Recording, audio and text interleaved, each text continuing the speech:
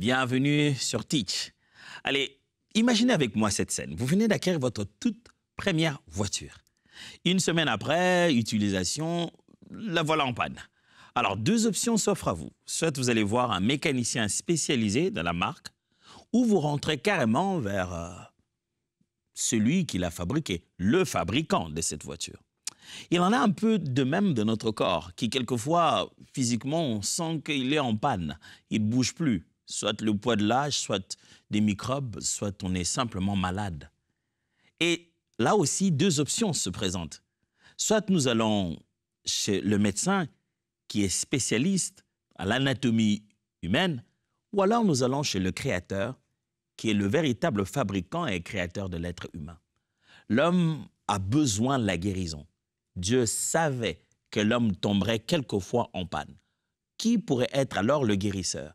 Autant tout fabricant sait qu'il doit y avoir des pièces de réchange et des capacités d'améliorer les pièces défectueuses, autant Yahweh Rapha est les guérisseurs de son peuple. Alors, découvrons très bien ce que ça veut dire tout de suite. Let's teach. Grandissons ensemble.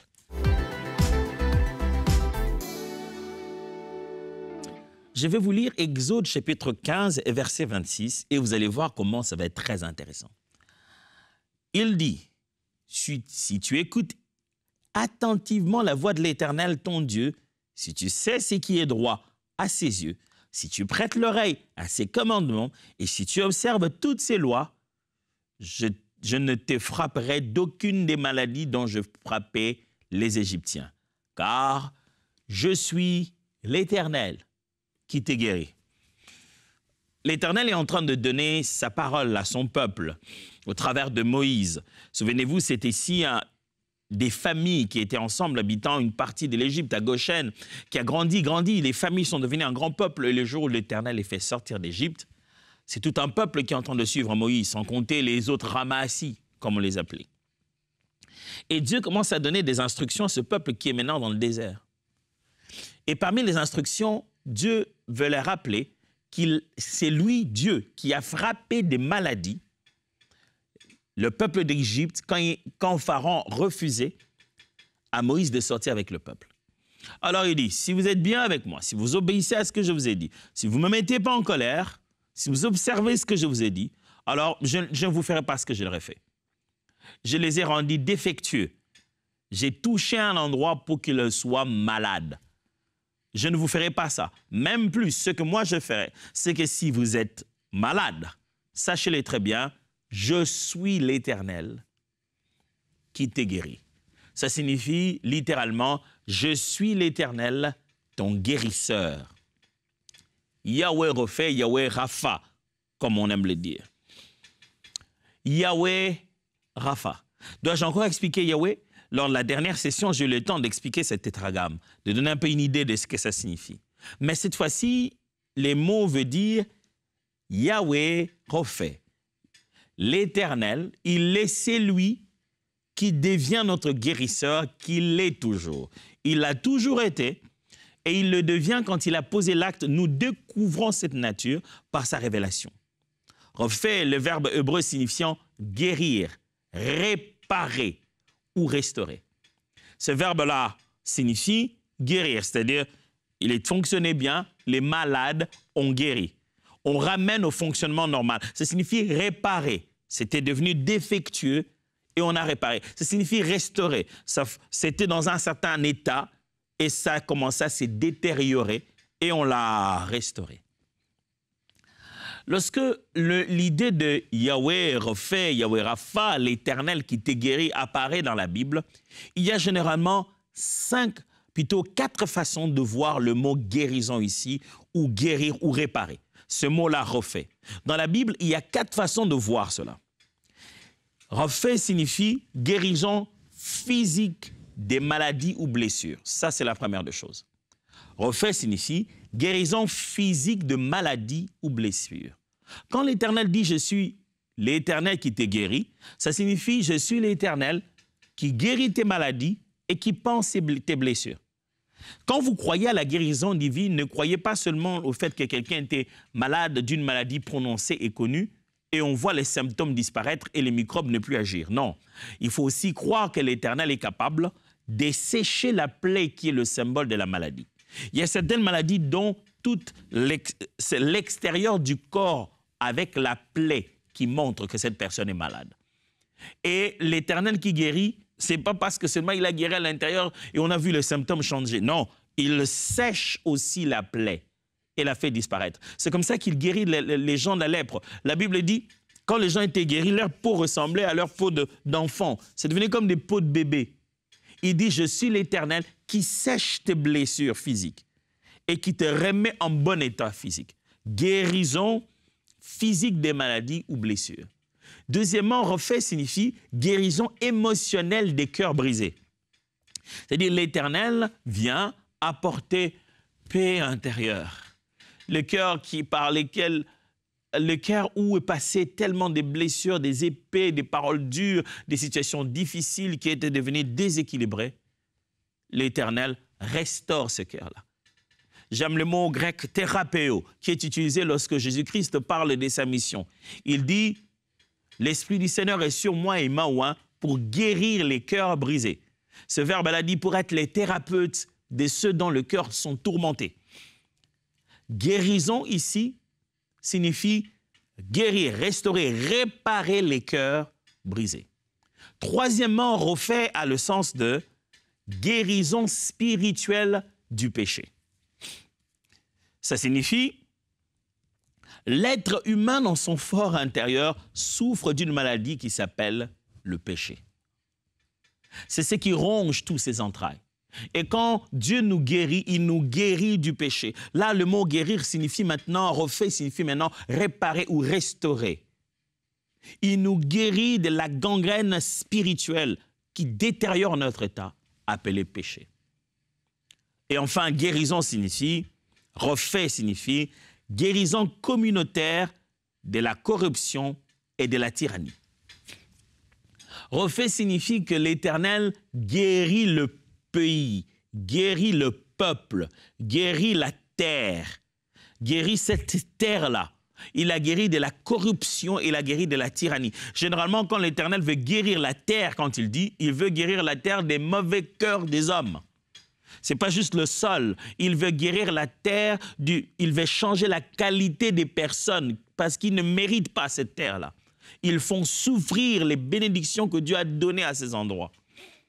Et l'Éternel apporte guérison de la corruption de l'état des hommes et de la tyrannie des personnes au pouvoir.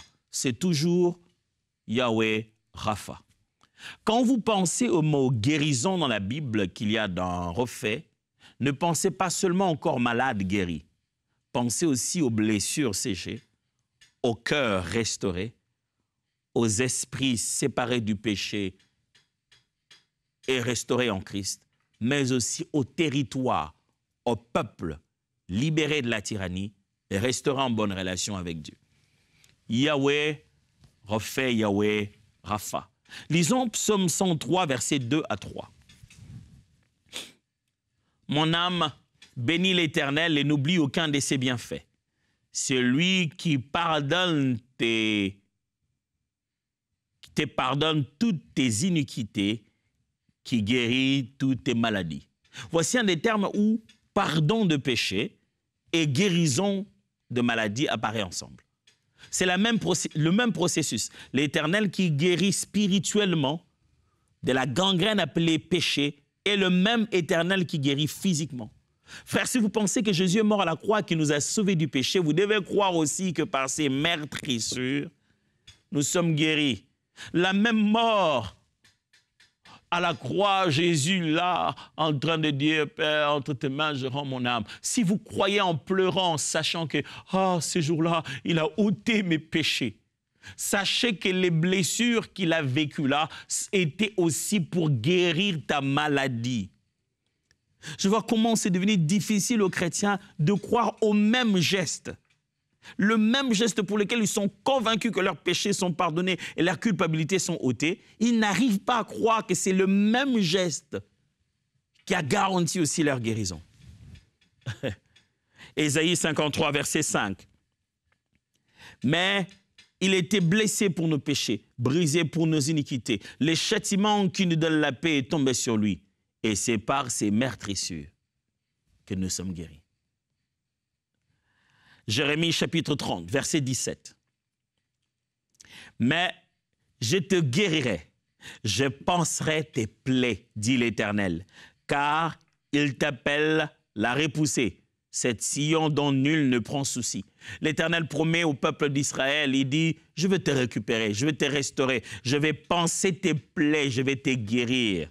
Il le dit de façon symbolique, mais il confirme sa nature de Rapha. Il confirme sa capacité de guérison du peuple. Il dit tout le peuple, tout ce qui va se passer en Israël, ce serait comme si Israël était un seul individu dont j'ai pansé les plaies et j'ai guéri de sa maladie. Le système, là il parle ici d'une guérison de la communauté. Mais il dit le système de vie, il va faire tellement beau vivre en Israël que vous serez comme des gens qui étaient blessés et dont les blessures ont été guéris. Yahweh Rapha. Mes frères, quand vous entendez Yahweh Rapha, quand dans l'adoration vous avez les mains levées et que vous criez Yahweh Rapha, qu'est-ce que vous êtes en train de dire? 4 choses. 1, Dieu est mon pharmacien. Oh, gloire au Seigneur. Alléluia. Lorsque ces mots apparaissent avec vous, on a lu dans Exode chapitre 15, dit « Je ne te frapperai pas de toutes ces maladies dont je frappais Israël, je frappais le peuple d'Égypte parce que je suis l'Éternel qui te guérit. » Le mot là-bas signifie l'Éternel guérisseur. Quand vous rentrez dans les origines de la médecine aujourd'hui, à laquelle nous faisons tellement confiance à cause de ses avancées, vous verrez qu'elle n'était pas ce qu'elle était aujourd'hui. Parmi les ancêtres des médecins, et même dans certaines cultures aujourd'hui, il y a toujours cette différence, avaient des guérisseurs, des gens qui avaient la capacité d'apporter solutions physiques par un mélange à la fois des herbes, mais aussi des incantations spirituelles. Les guérisseurs, c'était celui qui préparait la potion qui t'amènerait à la guérison. Et l'Éternel dit ceci à Israël, « Je suis l'Éternel, ton chargé de potions. » C'est lui qui a la formule de la potion de ta santé. Aujourd'hui, on appelle ces gens-là des pharmaciens. C'est qui rassemblent les cellules, les molécules actives pour pouvoir attaquer des maladies bien particulières. Après des tests cliniques de la force de leur protocole, comme ils appellent ça, ils arrivent à synthétiser les données et avoir de moyens, je vais dire, schématiser comment guérir quelqu'un sans trop le bombarder la matière. Il dit, celui qui dose la dose qu'il faut, qui s'est dit, est-ce que je dois lui donner 2 pilules maintenant, 3 le matin? L'Éternel est mon pharmacien. Oh, gloire à Dieu. Vous savez, aujourd'hui, si vous prenez une pilule, juste blanche, même par effet placebo, vous donnez à un enfant, vous lui dites, écoute, va dormir, ça va, tu n'auras plus mal, bois ça et va dormir. L'enfant boit et il va dormir. Et il n'y a rien à l'intérieur. Le matin, après l'enfant se réveille, il dit, comment tu te sens? Je dis, je me sens bien. Pourquoi? Parce qu'il pense qu'à l'intérieur de cette pilule, il y avait quelque chose pour sa guérison. Rien que parce qu'il le pense, il se sent mieux. Mais l'Éternel dit ceci, j'ai fait la potion de ta guérison. Alléluia. Si on te dit qu'il n'y a pas de médicaments pour ça, ça veut dire qu'ils n'ont pas encore su sur la terre quels éléments combinés, mettre ensemble pour faire une molécule, pour développer un protocole suffisamment puissant pour attaquer ce qui est en ton corps. Moi, l'Éternel, je sais faire cette formule. Oh! Mes frères, on ne croit pas à la guérison du Dieu de la Bible parce que c'est une guérison non matérielle. Voilà, si Dieu doit te guérir, on ne saura pas ce qui s'est passé. Non, si Dieu te guérit, quand on te fait le test après, on s'est dit, qui t'a donné les médicaments? Parce qu'on voit dans ton corps que la substance dont tu avais besoin pour ta guérison est entrée. Mais c'est entré quand? L'Éternel, le Dieu qui a la formule de ton médicament, ton pharmacien, celui qui gère les molécules actives dont tu as besoin, la potion appropriée pour changer ta condition. Je te bénis, Dieu, toi qui connais quelle est la formule. Écoutez, Jésus, quand il est venu sur la terre en démontrant Yahweh Rapha, des fois, il savait que pour guérir ses yeux, il faut juste la salive, mettre la poussière, guéri. Des fois, elle disait, bon, pour guérir celui-ci, je dois sortir avec lui de la ville. Ne rentre plus par là. Waouh! N'est-ce pas l'Éternel qui agissait avec quelqu'un comme Élisée? Élisée dit à Naaman, il dit, dites-lui qu'il ne vienne pas ici, qu'il aille directement dans le Jourdain, qu'il aille se plonger là-bas cette fois. Oh! Quelle est cette formule? Qui a rassemblé les eaux de Jourdain? Combien de lépreux il y en a en Israël qui sont morts et qui ne savaient pas qu'il suffisait d'aller se laver au Jourdain autant de fois et on allait devenir pur? La formule de la guérison était là. Mais c'est l'Éternel, le pharmacien. Oh, gloire à Dieu. Comme nous tous, quand nous marchons en cours de route, nous voyons des herbes, nous voyons des arbres. Nous ne connaissons pas la molécule active qui est dans ceci, dans cela. Le pharmacien a étudié la chose, il sait comment combiner les éléments. Il sait que ça se trouve dans telle plante, dans telle plante. L'Éternel sait qu'au milieu de ce que tu piétines, par là où tu marches, il y a le sable qu'il faut à mélanger avec la salive pour guérir ton aveuglement. Yahweh, Rapha, l'Éternel, mon pharmacien, il a la pilule qu'il faut pour ton problème de stérilité. Il a la pilule qu'il faut pour ce problème avec tes jambes. Il a la pilule qu'il faut pour ce problème avec ton enfant que tu ne cesses pas de pleurer. L'Éternel est ton pharmacien. Il fera en sorte que tu arrêtes de commencer à prendre des médicaments qui, lorsque tu le mets à terre comme ça, il y en a tellement nombreux, tu ne sais pas lequel prendre. L'Éternel devient mon pharmacien. Je préfère ta pilule à toi. Une seule administration de cette pilule change mon état de santé. Qui dit Yahweh Rapha signifie aussi Dieu est mon médecin. Il n'est pas seulement celui qui fait la formule, il est aussi celui qui dresse le protocole, qui me diagnostique, qui me dit je te regarde, je vois que tu es malade de ceci. Il étudie mes symptômes, me fait passer les examens et suit mon cas jusqu'à la guérison et prononce le nom réel de ce de quoi je souffre. Mes frères et sœurs, l'Éternel, notre Dieu, est notre médecin. Regardez comment Jésus le fait. Il arrive un jour, on l'appelle, il faut venir prier pour un enfant. Bah, le temps qu'il soit arrêté pour faire prière, et puis on vient dire aux parents, on vient dire au père, bah, écoute, l'enfant, il est déjà mort, c'est plus possible. Laisse seulement partir le maître, ne le dérange plus, c'est bon, il n'y a plus rien à faire. Ah, les gens diagnostiqués, ils ont conclu, il y a plus, on l'a regardé, le pouce, il n'y a plus rien, c'est bon. Il n'y a plus d'espoir, c'est fini, l'enfant est mort, arrête de déranger Jésus. Et Jésus dit, on y va maintenant, j'aime ça. C'est comme s'il disait, bon, c'est bon, les choses se sont suffisamment gâtées, on peut maintenant aller.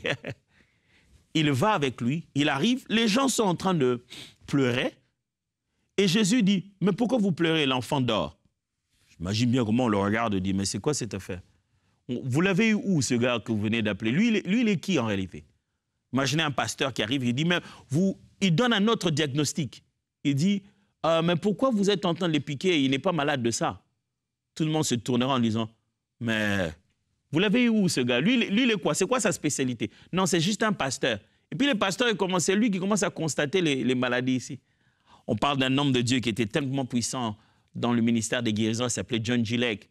Si bien qu'à l'époque, il est resté dans une certaine ville aux États-Unis. La ville a été déclarée la ville la plus saine, en bonne santé, parce que les gens étaient guéris. La guérison, il n'y avait pas de malade. Les gens étaient tout le temps en bonne santé. Je me souviens une fois, il fait un témoignage, je dis, il priait avec un monsieur. Chaque fois qu'il priait, il avait une vision et il avait le nom d'une maladie, mais il ne comprenait pas. Chaque fois, le monsieur venait pour la guérison, il priait plusieurs fois. Un jour, il s'est dit qu'il va regarder le nom qu'il a vu. Il a regardé dans un dictionnaire, ça voulait dire que c'est une maladie qui était due au fait que quelqu'un prenait beaucoup de tabac. La prochaine fois que la personne vient pour qu'ils prient ensemble, il est énervé contre lui. Il dit, moi je fais que prier ici avec toi et toi tu fais que prendre le tabac? Tu es en train de bousiller. Cet homme, on raconte que quelquefois, lorsque la médecine n'était justement pas autant évoluée sur certains diagnostics, on raconte que quelquefois on utilisait son don comme un appareil de diagnostic. Il posait les mains sur le malade et il était capable de vous dire avec précision où se trouve sa maladie et de quoi il est malade. Waouh! Quel don merveilleux. Dieu peut faire de tels dons aux hommes. J'aime comment la Bible en parle. Jésus guérit les malades et la Bible dit la foule rendit grâce à Dieu qui a fait un tel don aux hommes. Aux hommes. Dieu est notre médecin et il utilise des hommes pour apporter cette guérison.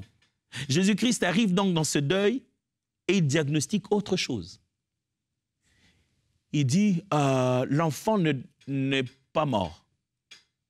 Il dort. Quel diagnostic? Nous, on a dit mort, toi tu dis dort.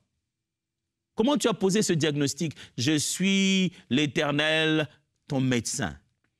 C'est lui qui a le bon diagnostic. Avez-vous déjà vu quelqu'un être traité pendant 2 ans, 3 ans même, sur le point d'être opéré sur un mauvais diagnostic? Quand on dit Yahweh Rapha, on dit l'Éternel qui pose mon diagnostic, mon médecin, celui qui me traite de la vraie maladie et non des apparences. C'est lui qui est capable de dire, je n'ai ni or ni argent, tu n'as pas besoin d'argent toi non plus. Ce que tu as besoin, je l'ai, je te le donne. Prends ton lit, lève-toi, marche. Dans la troisième des choses, quand on dit Yahweh Rapha, c'est qu'on dit Dieu est mon médicament. Vous l'avez bien entendu. Il n'est pas seulement celui qui fait la formule de ma guérison. Il n'est pas seulement celui qui diagnostique de quoi je suis malade, mais il est aussi cette substance qui va traverser mon corps pour le restaurer. J'aime comment le Seigneur dit, il envoya sa parole et sa parole le guérit. Il a envoyé sa parole. Bien, on comprend la personnification du Christ après. Mais on dit, il a envoyé sa parole et sa parole le guérit. Jésus, quand il guérissait, il disait aux gens juste, là, ça va être intéressant. On vient, on touche Jésus. Jésus dit, qui m'a touché? Parce que je sentis une vertu me quitter, une force me quitter. La Bible ajoute encore, beaucoup de gens venaient les toucher et une force le quittait et les guérissait. On savait que ce qui touche les gens est sorti de ce gars-là. La substance qui a changé leur état de santé vient de lui. Ça montre comment le fonctionnement de Yahweh Rapha, il est aussi le médicament qui traverse nos corps. C'est quand sa puissance nous traverse, sa vie nous traverse, sa gloire nous traverse et ça amène guérison. Et enfin, quand on dit Yahweh Rapha, on dit Dieu est mon réparateur. Il sait quand je suis défectueux, mentalement, émotionnellement. Il sait quand je ne fonctionne plus à 100%. Il sait quand je tangue, quand ce n'est plus comme hier. Il le sait. Et il vient me réparer. Ça veut dire qu'il est l'Éternel, le Dieu qui connaît les pannes qu'il y a chez moi et qui a les outils nécessaires pour corriger ce qui ne fonctionne pas et remplacer quand il le faut. C'est pourquoi la guérison sur Dieu, ce n'est pas seulement corriger, mais c'est aussi remplacer, c'est aussi créer. On appelle ça un miracle créateur. Il n'y avait pas l'organe et l'organe apparaît parce que tu es rentré chez le fabricant. Non pas juste un mécanicien spécialisé qui connaît la marque, qui te demanderait après de commander la pièce manquante. Là, tu es au garage du fabricant. Il a toutes les pièces. L'Éternel, le Dieu qui me répare. Je ne sais pas combien vous êtes défectueux émotionnellement, comment vous êtes en panne. Est-ce que c'est votre ville, c'est votre église qui est en panne? Mais l'Éternel guérit les communautés, il guérit les cœurs brisés, il guérit les maladies et il sèche les blessures. Est-ce que vous croyez en ça? Moi, j'y crois tellement.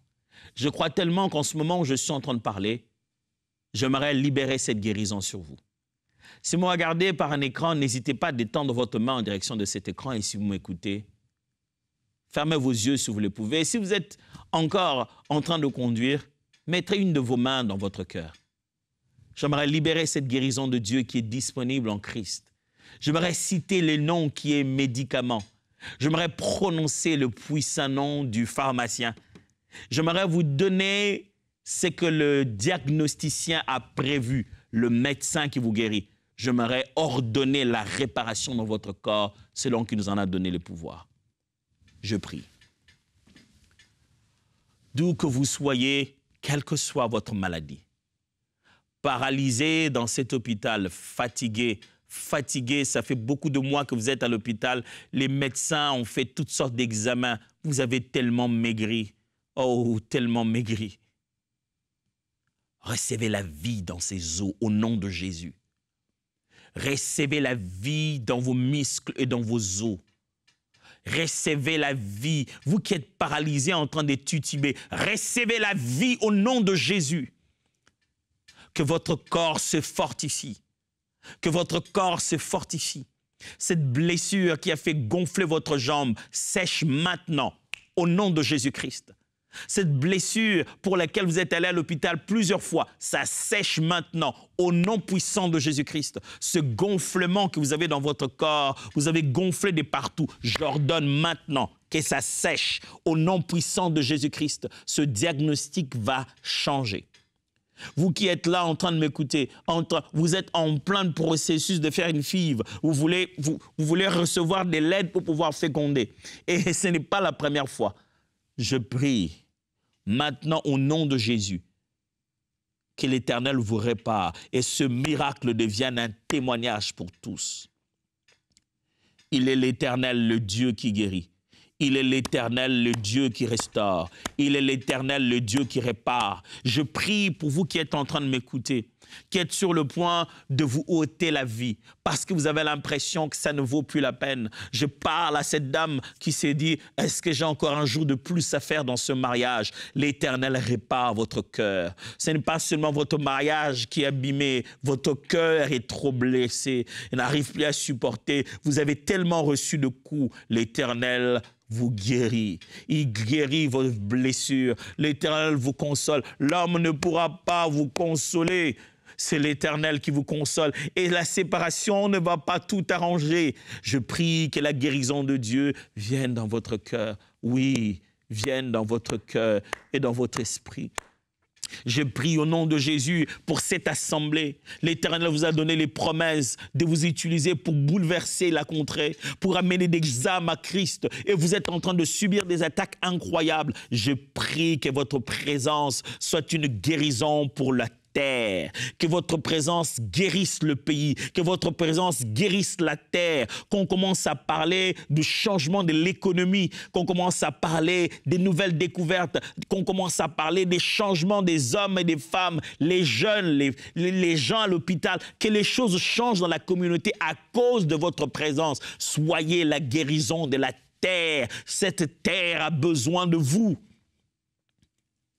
Et je prie pour vous tous qui vous sentez liés maintenant par un péché qui est devenu une sorte de cycle, qui ne se rompt pas. Maintenant, au nom de Jésus, cet esprit ne continuera plus à avoir pouvoir sur vous à travers ce péché. Vous en êtes libre. L'Éternel guérit votre cœur. Maintenant, j'ordonne cette guérison au nom puissant de Jésus. Au son de ma voix, libérez. Et je prie avec vous qui avez les mains posez dans votre cœur ou sur vos enfants, parce que vous ne priez pas pour vous-même. Je vois des gens qui ne prient pas pour eux-mêmes, qui prient pour des plus petits, des enfants. Je prie que cette guérison les atteigne. Que les enfants soient guéris. Enfants, soyez guéris de cette surdité. Il y a un enfant qui est en train de perdre ses capacités à entendre et les mains sont posées sur lui. Reçois maintenant, au nom de Jésus-Christ, cette guérison. Seigneur, merci pour la guérison. Merci de rester fidèle à toi-même. Yahweh Rapha, au nom de Jésus. J'aimerais vous encourager encore une fois de plus à partager avec nous le témoignage. Je sais que bientôt arrive l'application Teach et à l'intérieur, vous aurez la capacité de poser des questions et de partager avec nous vos expériences. Mais que vous nous regardiez et que vous écrivez sur notre boîte email ou soit que vous nous regardez sur YouTube, n'hésitez pas de partager avec nous vos témoignages de ce qui s'est passé à travers ces émissions. Alors, voyons-nous demain et que Dieu vous bénisse.